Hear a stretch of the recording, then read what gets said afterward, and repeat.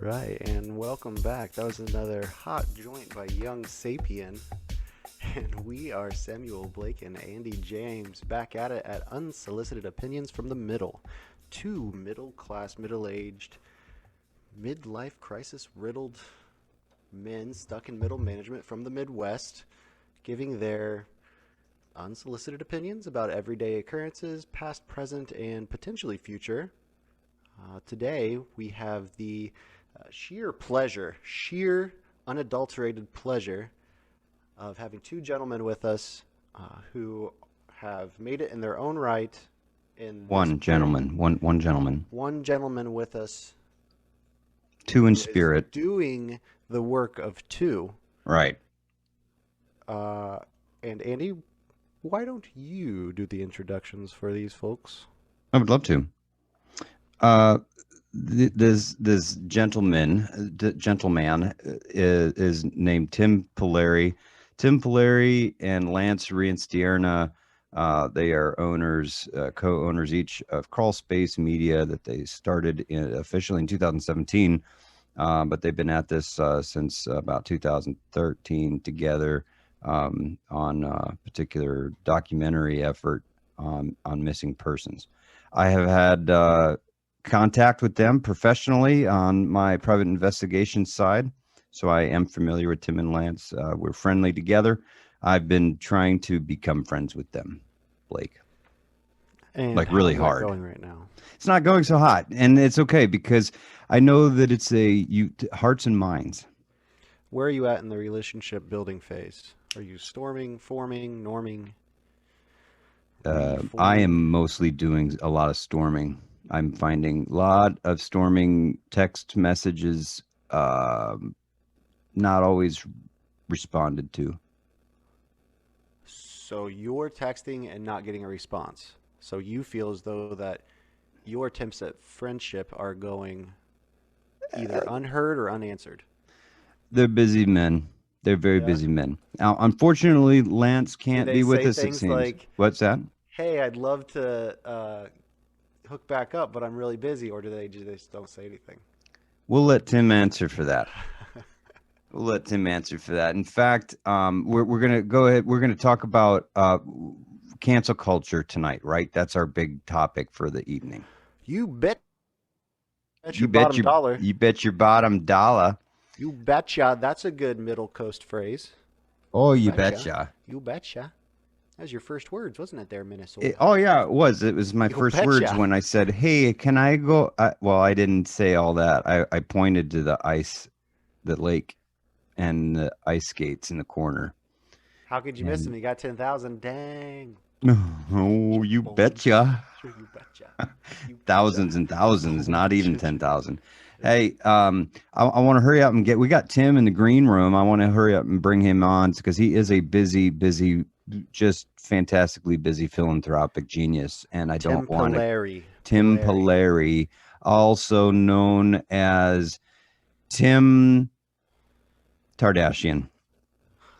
More on that from him. But hey, Blake, do you mind we just bring him on in the conversation right now, and we'll get going with him? Please enter. Make yourself fantastic. Welcome. Grab a blanket. We will grab a blanket, and I have got to say that is a fantastic screenshot there. Tim, welcome to Unsolicited Opinions from the Middle. Ladies and gentlemen, folks, this is Tim Pilleri from Crawlspace Media. Tim, thanks so much for joining us. You look like you're somewhere tropical, and the trees behind you, I could say that looks like San Antonio, Texas, but the water behind you gives it away. But I know you're from Massachusetts, man. So you're not fooling anybody. Yeah. This is a fake Zoom background. Okay, of course it is. It's one of our favorite things to do when we're having a Zoom meeting and someone like steps away for a moment. Is like, oh, I'll be right back. I gotta get a coffee or something. And then you just snap that screenshot real quick. And then all of a sudden that's your background. You're in their living room. Yep. And this is technically our friend Christopher Garitano's place somewhere in Florida. Oh, that is fantastic. That is fantastic. Ripped it from it. That is serious gameplay right there. Ripped it from his own house. That looks like good osprey hunting territory. It does, Blake. Blake, It's I like a big gotta bird. do something. This is so rude of me, Tim. This is my good friend Samuel Blake. Nice to meet you, Samuel. Hey, nice to Blake. meet you. How's it going? It's so nice. Good. How are Nice you? firm handshake. You're an American. That's right. He is so confident, and right to be confident, Mr. Pilleri. We tonight are talking cancel culture. I let you know that before you agreed to come on to this fledgling little operation we got here. You see, Blake is, just to set it for you, Tim, you know a little bit about me already from our interactions in the past, but Blake is from Indiana. I'm from Minnesota. You're welcome. And we give really solid opinions. Okay. Very perfect. solid, educated opinions from the middle coast of America. I feel as though that I don't necessarily have opinions. I feel like I'm unopinionated, but that in itself is an opinion. I don't like to say, oh, I'm really, like people say, oh, he's really opinionated. Everybody's got an opinion. I want to say I'm opinionated. I guess I'm really touchy about that. I don't know. I kind of get where you're going with that. It's almost like, it's not you're not really saying anything groundbreaking, but you're just stating facts. Right. Until you are saying something groundbreaking, my friend. And I do that often. I really do. I mean, at least it's from my perception. From my perspective. Did you walk away like, wow, that was really good? Like, man, Did it again.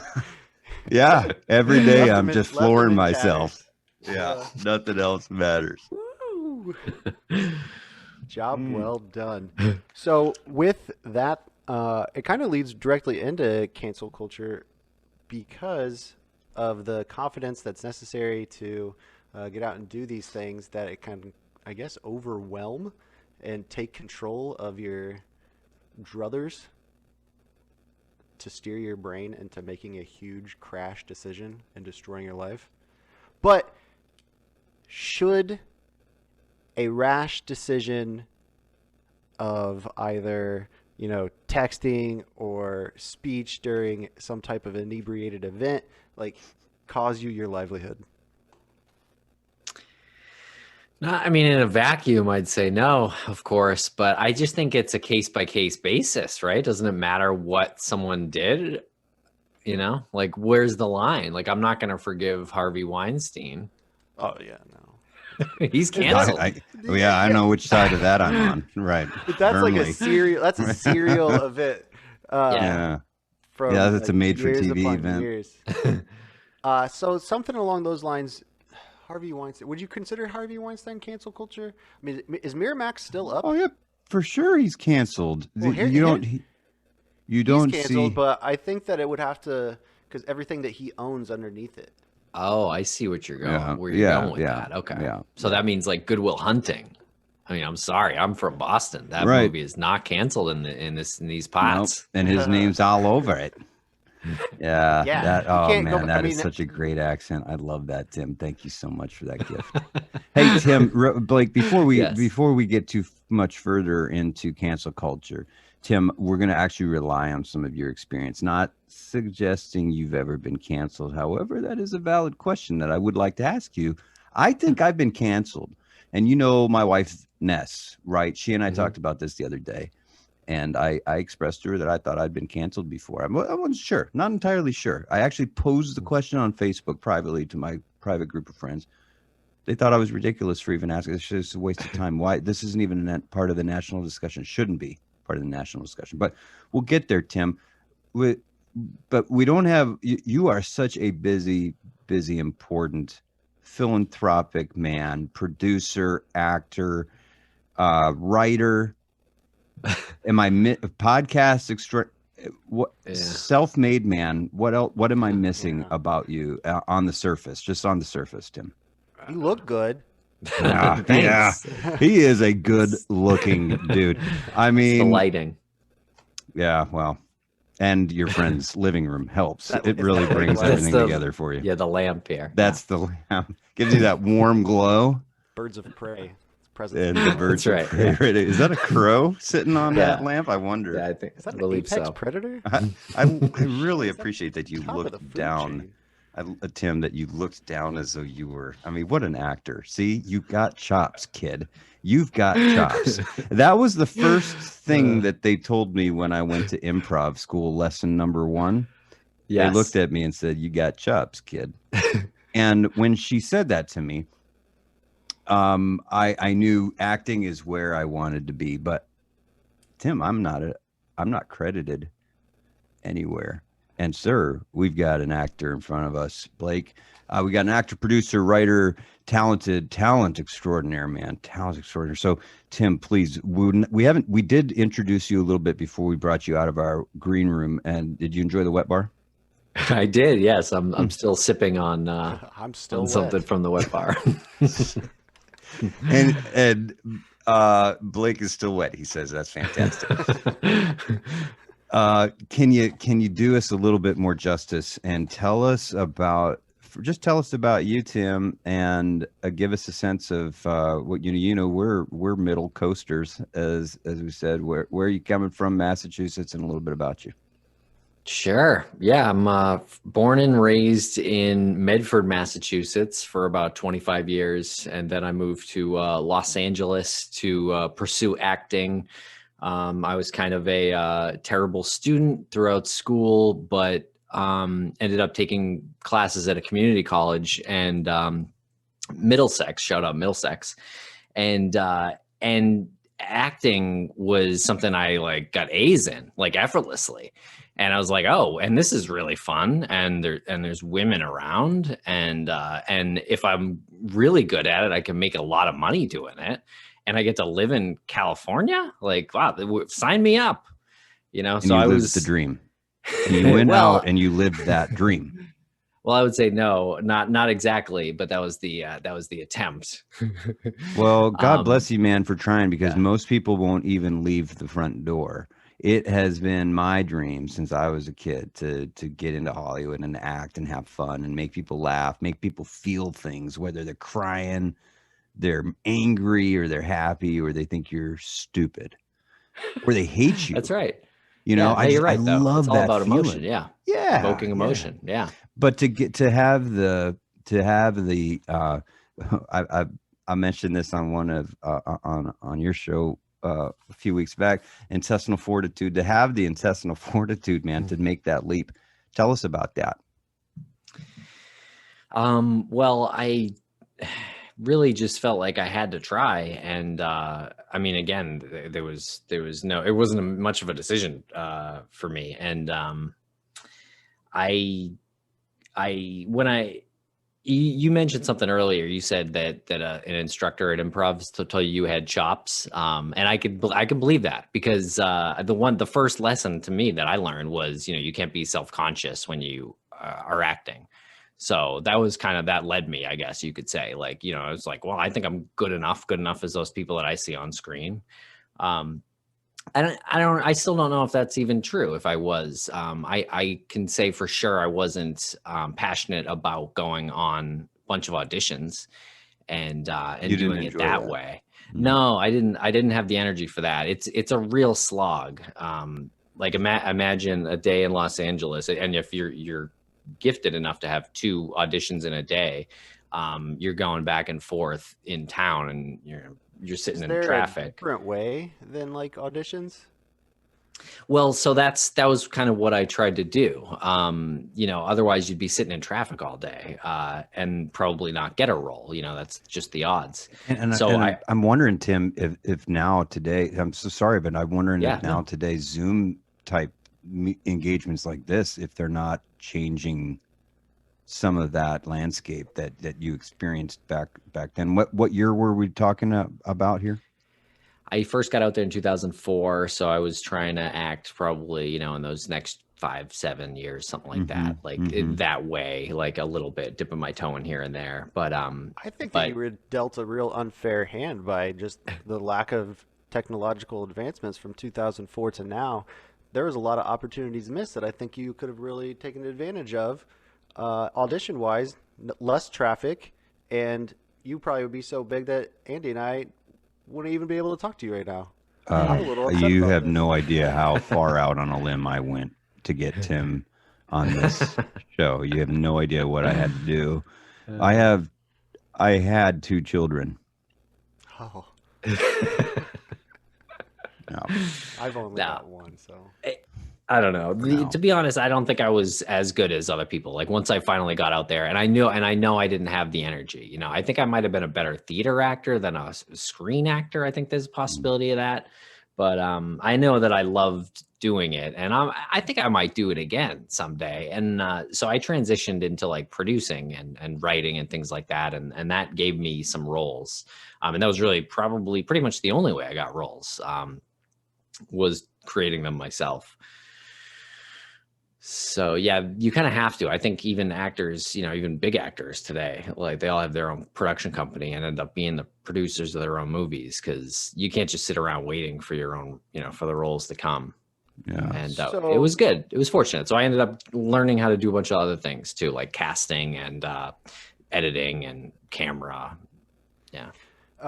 What was the initial cost of starting up into the production side of the house? Is it cheaper because you didn't spend as much on gas, or was it, you know, pretty comparable because you had to learn so many other pieces of the game? I'm not sure what you mean. Let me think. So, when you're going to do acting, Mhm. you go to auditions and stuff, and there's a cost versus gain. If you don't get an audition, or if you don't win the audition or whatever it's called, you don't get any gain. With production, it could be down quite some time before the product is realized. So, sorry, Right. realized. Right. I see what you're saying. Well, that's interesting. I tended to work for companies, small companies. And so I was kind of employed for a healthy amount of that time. So it wasn't so much project to project most of that time. So I do see what you're saying, but I would say I probably never came across that real conflict of waiting. I guess with acting you do, you know, and that kind of sucks, like sitting there waiting a year or whatever for the movie to come out, you know. Mhm. And sometimes it never comes out, especially with like indies. Have you experienced So, that? yeah. Have Oh you yeah, experienced that's just part of Is part that of it, is that unfortunately. a pretty? Obviously, it's a disappointment when that happens. I can imagine. I know that I was in a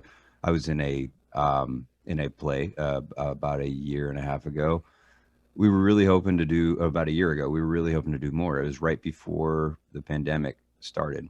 They were hoping to do more and start touring, and that is gone. That's gone, and that's really disappointing. How does that feel after putting in so much time and effort into a whole production like that to just not get to share it?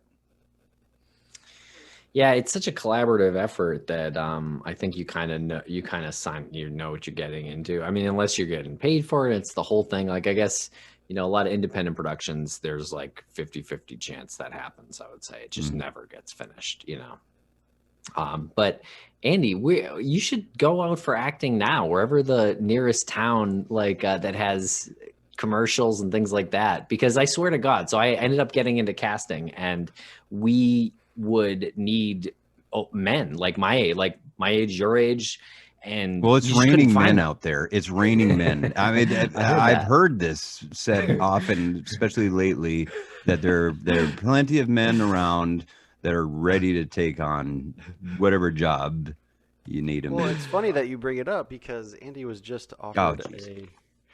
or I guess not so much offered, but Not offered. there was an opportunity made available to you Yes. Really? Please. Yes. as of like 2 hours ago. Well, it's been over the course of today. A small production company based out of Baltimore hit me up on Backstage, and which is how I've gotten the only gigs that I've ever had that have been paying. I've gotten through Backstage, which So I get my new room massages. is that right? Nice. Their green room does also have wet bars, but when they hit me up in the message room today and said, "Hey, we would like you to, audition." They're doing Zoom auditions. which is why I brought that up earlier. I'm like, I'm wondering. That actually made me wonder, because I assumed I would just go in person. I would wear a mask, and then when it was properly distanced and everything, I would take off the mask because it would get me on video and see how, all that stuff. They're just fine. I sent them a link to last week's recording for between Blake and I, as kind of, hey, this is how I behave. They said, yeah, let's lock you in for Thursday at 5:30. So I'm doing that Zoom Of call. my personality. It's like, yeah, I'm like, hey, this is what you get. 3-quart thing of ice cream. Let's just have a taste before. Yeah, the character, it's a supporting character, and he's shrouded in mystery, but has a surprising love for pie. Okay. I love pie. So I really think you could get some roles, because Well, that's really kind of you. That's a No, kind a lot of pie out there. I'm not kidding. And there's a lot of pie. No, but we had a problem. Let me tell you, there is a hole for and you as an age and a guy Western who can European or read. Yeah. Yes, seriously, like you fill that hole for people like where we used Blake. to cast for. Fill that hole. You got that Richard Dreyfuss look to you.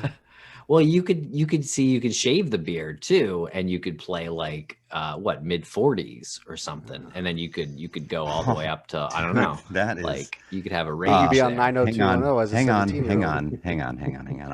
I never call out, which is actually the origin for cancel culture. Call out culture. Call out, clap Yeah, back. thank you. President Obama gave us that, and he said, "Don't call people out. The call out culture needs to stop." Oh, he called it call out culture? Yeah, it was initially call out culture, and he changed it. It changed. Too many words. It changed to Too many cancel words. culture. They canceled call out culture. Anyway, Yeah. anyway, I hear you, Tim.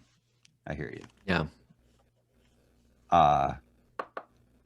I'm trying to remember. I started thinking about President Obama, and I got starstruck. A tear came to your eye. And a tear came to my eye, and I was like, I forgot what Everything I was else talking that about you've now. ever Crap. thought about completely emptied from your brain. Oh, right. No. I wanted to call you out, Tim. Oh, please. Yes. Thank you. You said if you shave your beard, you might pass for mid-40s. Brother, I am 44 years old. There you go. I am what I am. If I shave this beard, I don't look 44 years old, Tim. Yeah, That's what true. does he look That's like true. with the beard? I can't. Right now? It's hard to say. Right now, I would say it's really hard to say. It's a gray area, isn't it, Tim? This is the you can problem say with- it. This is the problem with Zoom too, but it is it's a very gray beard. And so you could, if you even grew that out, you could play older, Oh yeah. Healthy And I've 60s. I've been told that. I've got you a could good probably play 60 with that, a longer beard. Yeah. I've been told that. I've got range for that reason. Tim, you can put a pot on somebody's head and they become somebody totally different on show. Yeah. If you guys don't catch it, that's a reference to Tim Pilleri's film The Panman. Yeah. Panman. Yeah. Panman. Is it the Panman or Panman? Panman. Panman. Panman. Is there a Panman 2? There's been some talk. Yeah, we've been I talking apologize about it because I haven't seen lately. it, and Andy has. And I have. I searched it once I found out that you had created such a work, but I wasn't able to get it in time before we started recording. Oh yeah, you didn't have to Yes. offer that excuse. You could. I've seen some images. I saw some images, the trailer cuts. Yes. So I like it. Yeah. I'm a big Buckethead fan. It was fantastic fun, man. Oh, it was really okay, a blast. It really was a blast. Good. Yeah, if you're into a certain kind of movie and humor, you will like it. A drink or two helps, a smoke or two helps, that whole thing. So It's crazy. It's not, it does make some sense, but you kind of have to tap into that like really weird creative energy. It made enough sense for you to get a couple of notable people, at least one notable person in that cast. Tell us about that. Keto Kaelin. How in the heck did you get Keto Kaelin to Keto not Kaelin. only appear in this movie, but take on the persona of the protagonist, the bad guy, the protagonist. I can't even tell if Panman's a good guy or a bad guy. In 1 minute, he's like, oh my God, I just want to marry this woman. And then the next, he's slicing her neck open. And I don't want, no spoilers for me. That's not how I operate. So did you give Keto Kaelin direction? Oh, that's a great question. Probably a little bit. Yeah, I guess. Or was he just like, oh, I know how to be a horrible person. I'll cut their neck. Hey, we don't know. We've never met him. Let me pull this out of the ether from something that I may or may not remember. He is a perfect example of cancel culture. How do you get canceled? He got recognized. Yeah, well, he got canceled because nobody would work with him, right? No, I would imagine that everybody wanted to talk hard. to him right after that. They're like, Keto Kaelin, Keto Kaelin, Keto Kaelin, Keto Kaelin. Well, it's because it's fun to say too. It's very fun. And he's a fantastic looking person. He is a good looking guy. Yeah. You see him, you're like, man, I just kind of want to stare at his face and his hair for a while. You do. Yeah. He was really good, and I don't think he looked very natural too. I don't think we had to give him any direction. I really mean it. He was a super pro, you know. He showed up and got the role pretty easily. Actually got us out of potential legal trouble that morning. How? And then we wrapped early because he was so good. We didn't need all the time we had him for. We had him from 6 to 2 and we left at 10. Nice. And it's a very quick scene. It's a cameo. It's on the beach. It's on El Matador Beach in Malibu.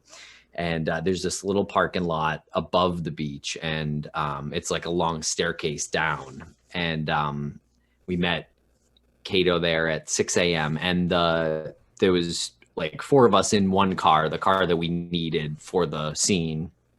And we hopped out, a few minutes before 6, and we switched the license plate because we had a prop license plate.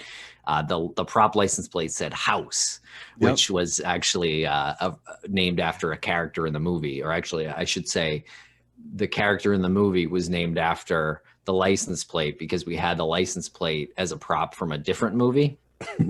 So we're like, oh, this is a good, might as well toss that on. And then we had to use it. It had its own cameo as well. Yeah. And then actually I still have it. It's actually right back there. No, that is a running series that you should build on. It is very Shyamalan-esque.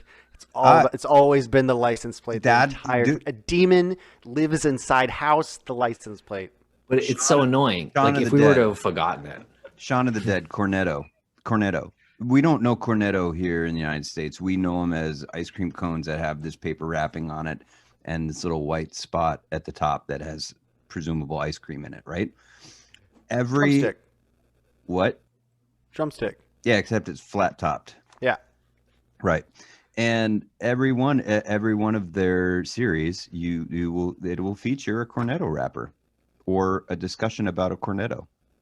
All of their features. So you got Shaun of the Dead, you got Hot Fuzz. What are some other ones you guys remember? Yeah, those guys. Yeah, you know who I'm talking about now.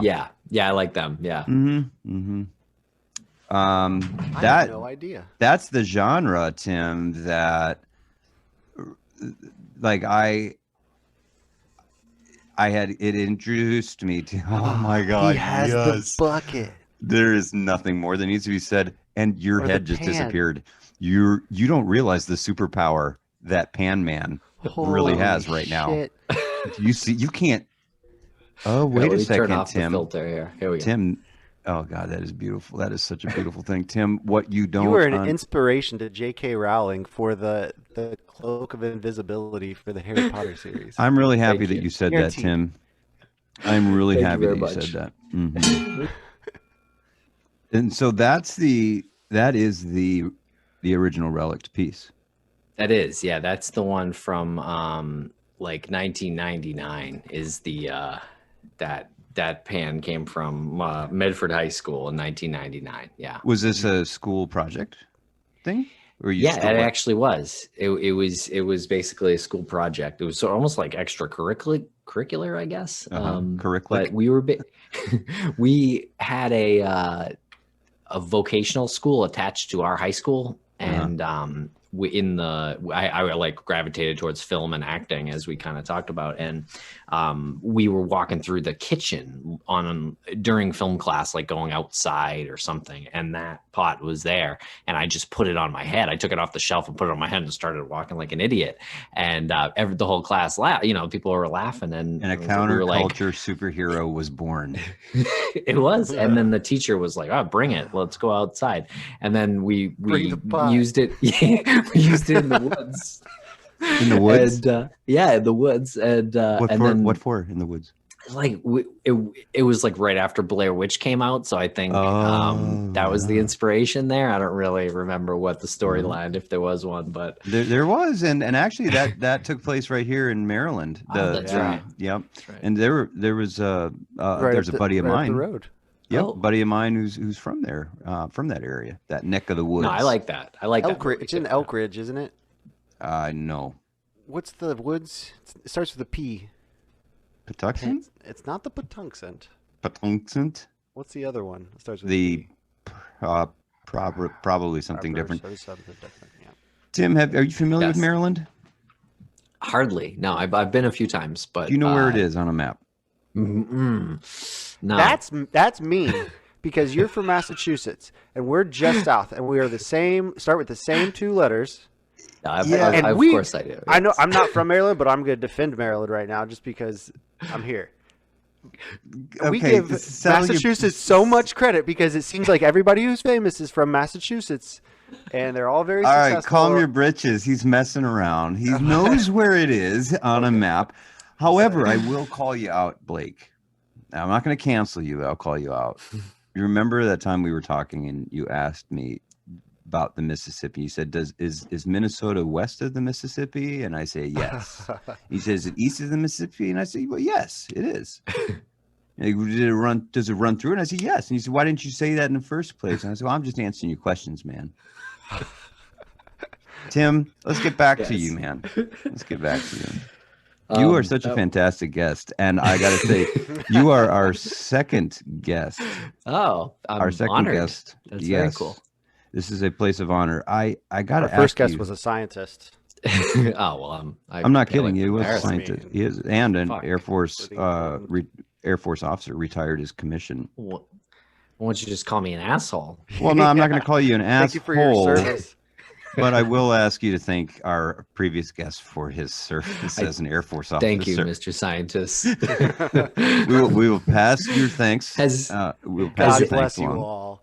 Has the scientist ever met Keto Kaelin? Yeah. Oh, geez, you pulled that one. Yeah, okay, good that's point. fair. Good point. That is a fair one, Tim. Hey, we don't know. Maybe he has. I don't know. Or she. Perhaps he has. He's from Ohio, right? Blake? Ohio. So he's one of us, and forgive us, Tim. You're an Easter. We're a middle coaster. That doesn't mean we can't meet in the middle, right? And it doesn't mean we're not eye to eye on things. Anyway, geography, obviously, we're just joking around with that. Western Pennsylvania, Ohio, West Virginia. They're all right there. Yeah. They are. Anywhere you want to meet in between the East Coast and nobody the Middle really Coast. knows about Delaware. They just know it's a tax haven. They just know it's a tax-friendly state. Right. Delaware having a big resurgence with Biden's headquarters a few months ago, I feel like. I would Biden imagine. from Delaware? Yes, he's the senator from Delaware. Yeah, he's the senator of Delaware. Mm-hmm. Well, yeah. Okay. Yeah, I think he was broadcasting from there. I feel like that was the most pop Delaware has gotten since Wayne's World 2. What the hell happened in Delaware? In Wayne's World 2? What happened there? Is that where they had a concert? It was just like a scene. Oh, I don't know what. I think it's like a scene where they're playing around with the green screen and they're like, "Oh, I'm in Delaware," and they have like nothing to say about it. Yeah. But you can easily set up a business in Delaware and not pay any taxes. Nothing really exciting happens. Well, I shouldn't say that because we are very close to Delaware. Blake, what is this area? We're like, what, 30 minutes, 40? No, about an hour from Delaware. Well, it's 45. 45 minutes from Delaware? Easy. Never been. Oh no, I crossed through once, and they charged me an arm and a leg to get through. That's their where the little- beaches are over here. That's where you Yeah. go to the beaches. Rehoboth, Bethany, Rehoboth, that's Delaware Delaware side, Beach. isn't it? Or is that Rehoboth? That's Maryland, isn't it? I don't know. Mm. I don't really know. Tim, let's not digress. Well, yeah. Go ahead. Let me finish this Keto Kaelin story really Oh quick. God, yes, please. Thank you So, for keeping us on track. No worries. I remember because I wanted to. I need to finish this because there's a good punchline. So after we pulled in and we switched the license plate to house, Whoa. A cruiser pulled in like chips. And they pulled in and we were like, oh fuck, because it's 6 a.m, 4 people in a tiny Mitsubishi Eclipse convertible. Who was One it, of them, John or Ponch, that came up to you? there was 2 of them in the car. Oh, okay. But so they weren't Just happened to be motorcycle holding cops. a light bulb that burnt out. Somebody else was lighting a cigarette at the same time. And there happened to be some red glass suddenly on the ground, but whatever. Yeah. right, yeah. One of the actors had a like blood all over her in the didn't car look as we're good. sitting there. It didn't look. It didn't just look like a didn't look good good. scene. Did you I need a mean- license to be there shooting? Yes, And you had did. that squared away. And we did not have that squared away. So now we're back to the legal issue, and who's there to get you out of legal trouble?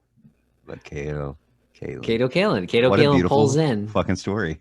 Yeah, they come over to us, like those cops, right before Keto comes in, and they're like, what's going on, and they know, they can tell, obviously, and they're like, okay, but they were like, yeah, the plate came up stolen or something like that, and they're probably just saying it because maybe it did or whatever, or obviously it wasn't the car that they were looking at. Which plate? Right. Well, the house plate, the house, right.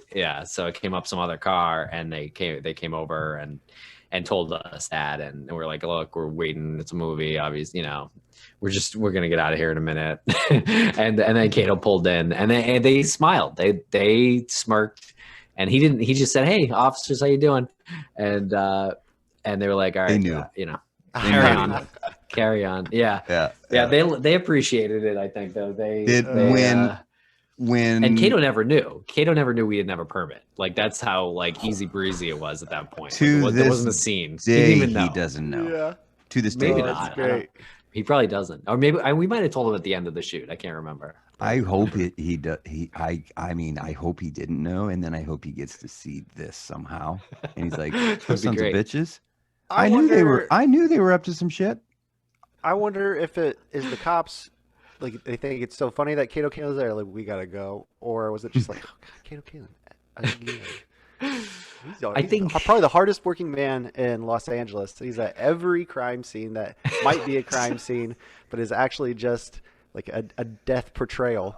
Tim, how the hell did you come in contact with Mr. Kaelin?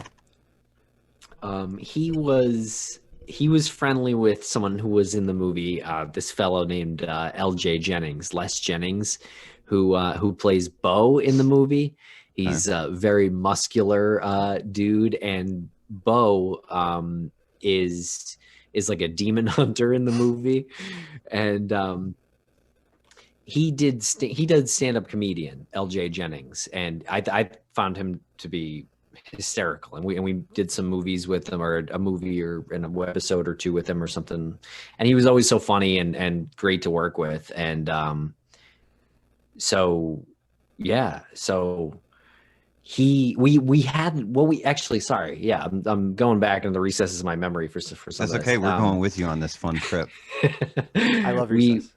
We did we had a wrap party before the movie was technically wrapped. We had a wrap party that the movie was completely wrapped except for this last scene, and we had a good party, and LJ was there, and we were asking everyone, or I mean, it wasn't like a big thing, but we asked around, hey, do you know anyone who might fit the bill as like who would work in this cameo? like whether it's like some famous kind of horror icon like a Robert Englund or like Tony Todd or something like that, Robert or Englund would someone have been pretty cool, but completely. I feel like he's overplayed.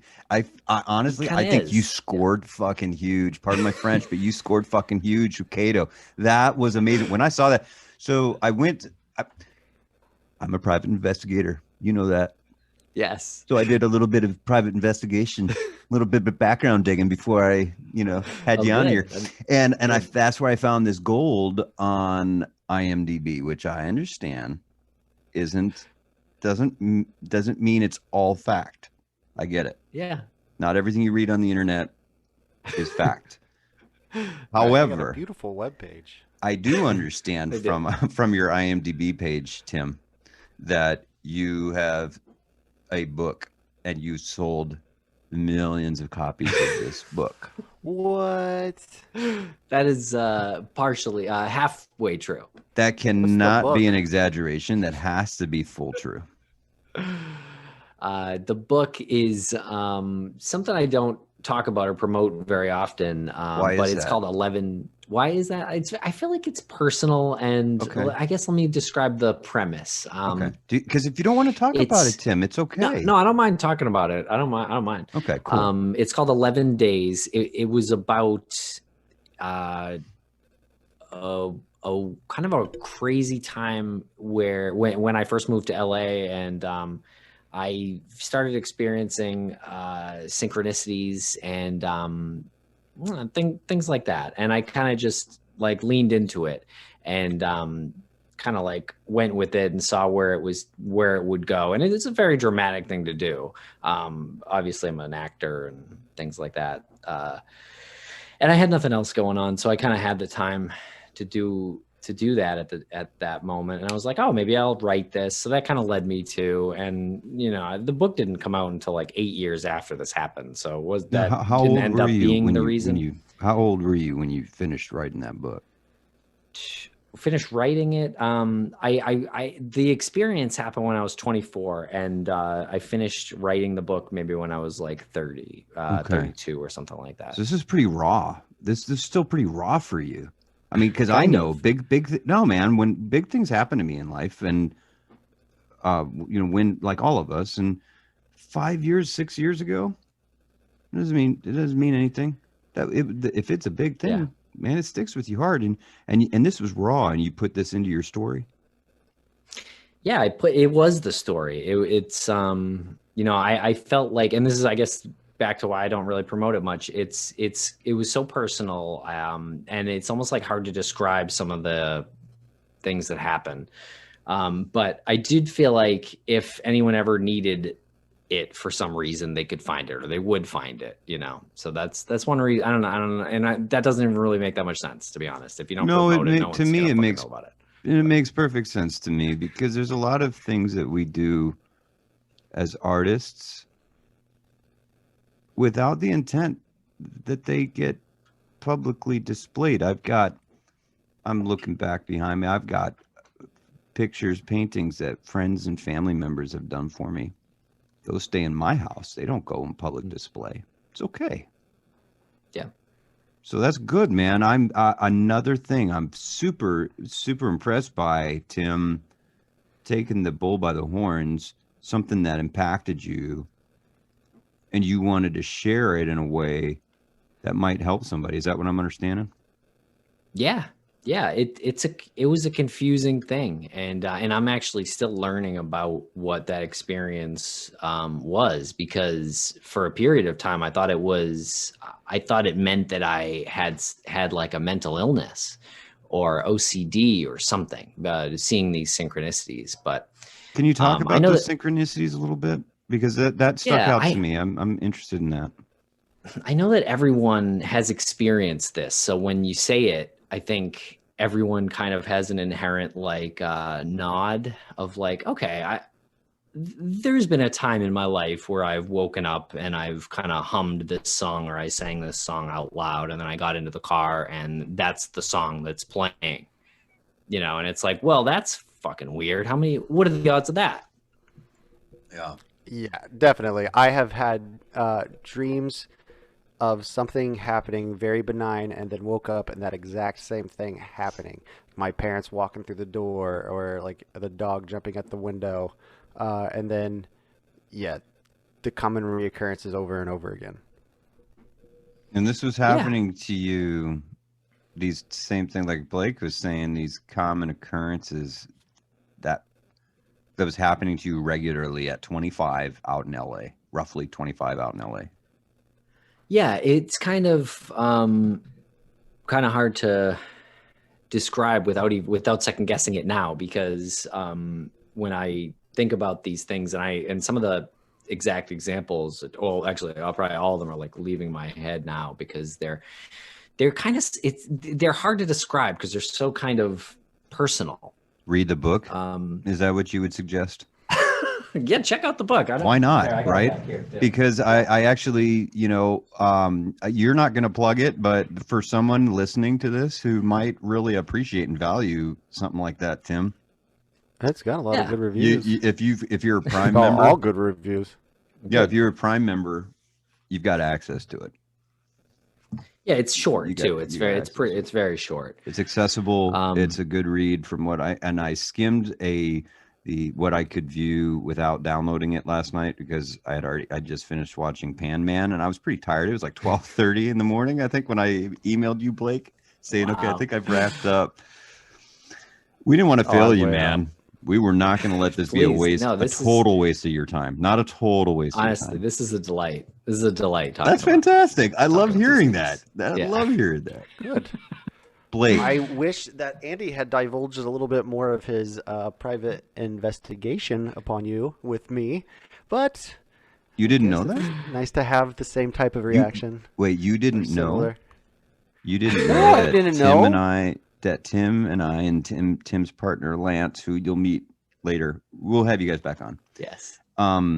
Sweet. Because now you can go back and say, okay, they're not full of shit. They're not totally full of shit. They at least have something they can work with here. That's awesome, Tim. Thanks, man. Thanks.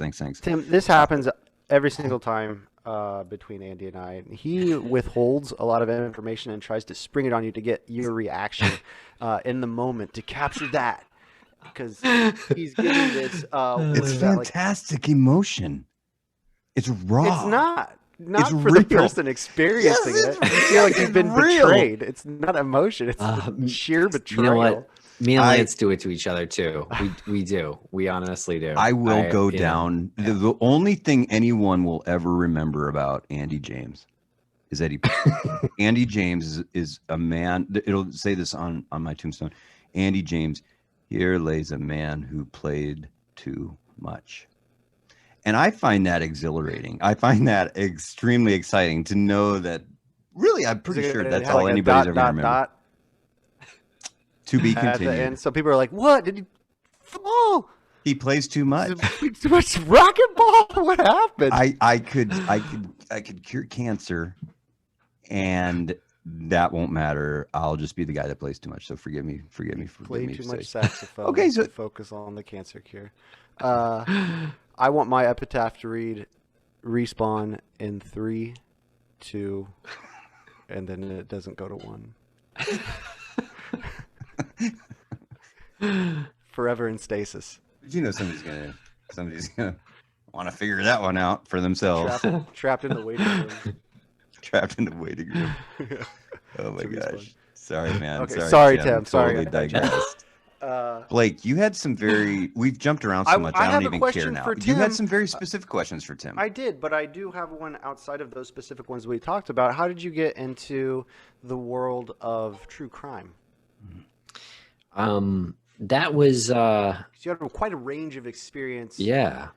Yeah, you're right. I was looking for a project to do in 2013, and Lance, who I had moved back to Boston for a period of time in 2012, and me and Lance started working together a lot closer. I mean, we worked together before I moved to California, and we stayed in touch. We did some things together when I was out there, but it's hard to work together continuously. But when I moved back to Boston for about a year, 6 months, so somewhere in that range, me and Lance started working together closely, and that ended up leading, I guess, him to deciding to want to do a documentary. It was really him Really? who got into more